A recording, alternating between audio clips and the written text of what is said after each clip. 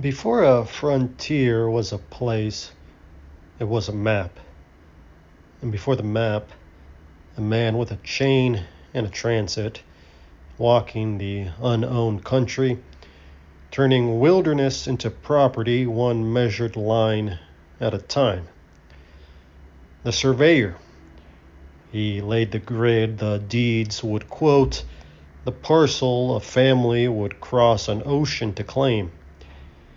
Everything that came after, the sale, the law, stood on the lines he drew. And here is what we have always admired about his work, and always misread. The lines were true, the bearings closed, the plat, and every mark it carried was correct. We trust a map because it is accurate. That is the misreading, and it runs deep. Accuracy is not completeness. A map can be true in every line it draws and still ruin the man who trusts it, not by lying, but by leaving something out. The corner no one walked. The strip of ground that fell between two honest plats and so belonged, on paper, to neither. Notice what the danger is not. It is not the false line. A false line gets caught. Someone remeasures. The bearings don't close. It's corrected. The false line announces itself. The omission does not. Nothing on the plat is wrong. The survey is simply not whole. Every mark checks out. Every deed quotes it faithfully, and the loss, when it comes, is silent. Because nothing was ever false, something was only missing. That is the harder failure and the one we do not guard. We have 100 defenses against the wrong thing said. We have almost none against the right thing left out. The old parishes knew this, and their answer was not trust. Once a year they walked the boundary, the whole of it, every stone, the priests and the elders and the children, and at each marker struck the line into the children's memory, the child against the stone, so that 60 years on, a living man could stand at the corner and say, "Here, this is the bound." They called it beating the bounds, not ceremony, enforcement.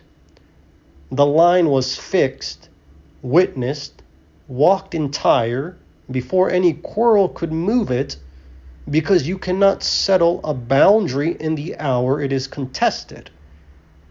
And once beaten, the parish could not be quietly shrunk.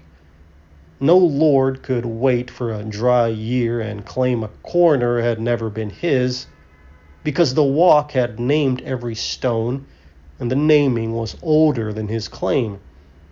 The completeness was committed in advance, in the open, by people still alive to say so. There was a second discipline, quieter. When a corner was finally disputed, they did not take the Lord's word for where his land ended.